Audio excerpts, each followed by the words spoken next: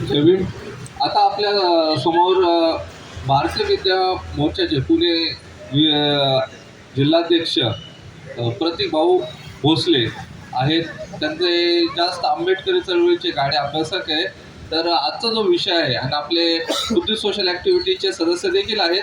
आजचा जो विषय आहे आपला जो प्रजासत्ताक दिन, लोकशाही आणि राज्यघटना याबद्दल त्यांनी आपले मत मांडावे. धन्यवाद. सर्वप्रथमतः सर्व बहुजन महापुरुषांना विनम्र अभिवादन.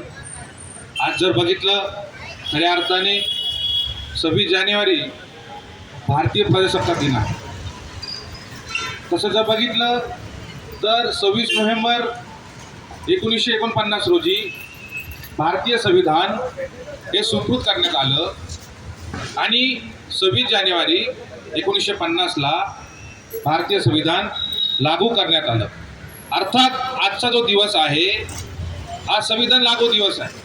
आजच्या दिवशी भारतीय संविधान हे लागू झालं होतं. भारतीय संविधान लागू होण्याच्या अगोदर या देशामध्ये मनुस्मृती नावाचा कायदा होता आणि मनुस्मृतीने केवळ एका विशिष्ट समाजाला अधिकार दिला होता. मनुस्मृतीने भारत देशातील तमाम SC ST OBC NT VJNT या बांधवांना गुलाम करण्याचं काम केलं आणि केवळ ब्राह्मण वर्गांना शासक बनण्याचं काम केलं. मनुस्मृतीच्या काळामध्ये महिला गुलाम होत्या. तसेच मनुस्मृतीमुळे आपले जे छत्रपती शिवाजी महाराज आहे त्यांचा जो दुसरा राज्याभिषेक होता, छत्रपती शिवाजी महाराज शूद्र असल्यामुळे त्या मनुस्मृतीने त्यांचा राज्याभिषेक सुद्धा नाकारला होता. तीच मनुस्मृती विश्वरत्न महामानव डॉक्टर बाबासाहेब आंबेडकरांनी रायगडच्या पायथ्याशी जाळली. बाबासाहेब आंबेडकर संविधान ज्या दिवशी आजची जी तारीख आहे त्या दिवशी संविधान लागू झालं. या संविधानामुळे भारत देशातील तमाम SC ST OBC NT VJNT तसेच तमाम भारतीयाचं भारतीय संविधानाने कल्याण केलेलं आहे. आज खऱ्या अर्थाने आपण म्हणतो आज प्रजासत्ताक दिवस आहे.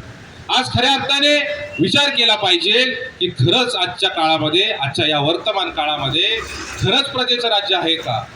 कारण आज आपण बघत आहोत, आज आत्ताच बघितलं महानगरपालिकेच्या निवडणुका पार पडलेल्या आहेत. त्याच्या अगोदर विधानसभेच्या झाल्या, त्याच्या अगोदर खासदारकीच्या निवडणुका झाल्या. आज खऱ्या अर्थाने जर बघितलं, जर निवडणुका ज्या पद्धतीने घेत आहेत हे EVM मशीनमध्ये घोटाळा करून इथलं जे सरकार प्रस्थापित झालेलं आहे. कारण कुठेही निवडणुका पारदर्शी पद्धतीने निवडणुका होत नाही. या भारत देशामध्ये सर्वात मोठं कोर्ट जर कुठला असेल तर ते सुप्रीम कोर्ट आहे. सुप्रीम कोर्ट म्हणते की EVM मध्ये घोटाळा होऊ शकतो. सुप्रीम कोर्टच्या पुढं कुठलाही कोर्ट नाही, पण तरी सुद्धा हे बदमाश निवडणूक आयोग EVM मशीन लावत आहे आणि हे बदमाश सरकार EVM मशीनमध्ये घोटाळा करून निवडून येत आहे. आज आपण बघत असाल, आज आपण बोलत आहे की EVM मध्ये भाजपा सरकार घोटाळा करत आहे. पण भाजपाच्या अगोदर जे काँग्रेस सरकार होतं त्या काँग्रेस सरकारने सुद्धा EVM मशीनमध्ये घोटाळा करून निवडणुका जिंकलेल्या आहेत.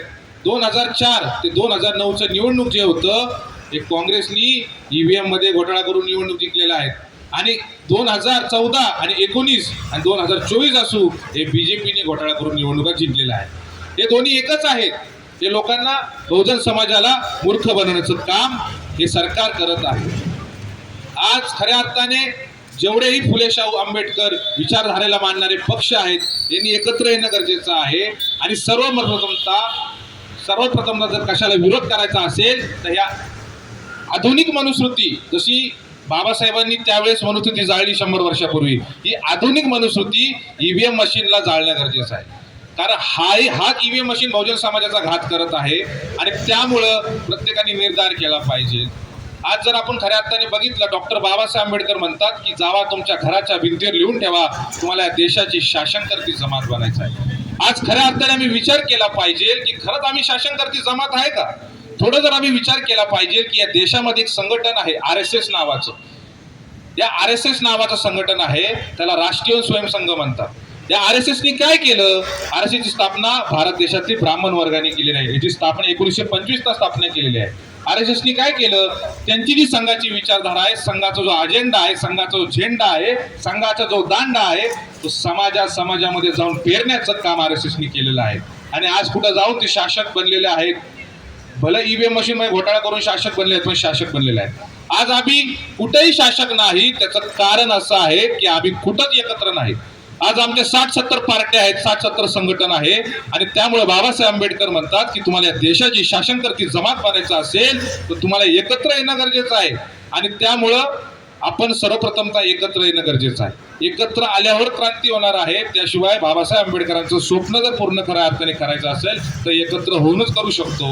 या ठिकाणी आज 26 जानेवारी भारतीय प्रजासत्ताक दिवस आपण साजरा करत आहोत. बुद्धिस्ट ऍक्टिव्हिटी ग्रुपच्या माध्यमातून असे उपक्रम हे नेहमी होत असतात. आणि पूर्ण खरंच जे काम खऱ्या अर्थाने या बोपडीमध्ये जर कोण पार पडत असेल तर बुद्धिस्ट सोशल ऍक्टिव्हिटी पार पडतं. तर खरंच त्यांना या कार्यक्रमाच्या शुभेच्छा. तसेच पुन्हा एकदा सर्वांना भारतीय प्रजासत्ताक दिनाच्या आम्ही हार्दिक शुभेच्छा देतो आणि या ठिकाणी थांबतो. मला या ठिकाणी बोलण्याची आयोजकांनी संधी दिली, त्यांचा आभार व्यक्त करतो. धन्यवाद. जय भीम, जय संविधान, जय मूल्यवान. खूप खूप धन्यवाद प्रतीक भोसले.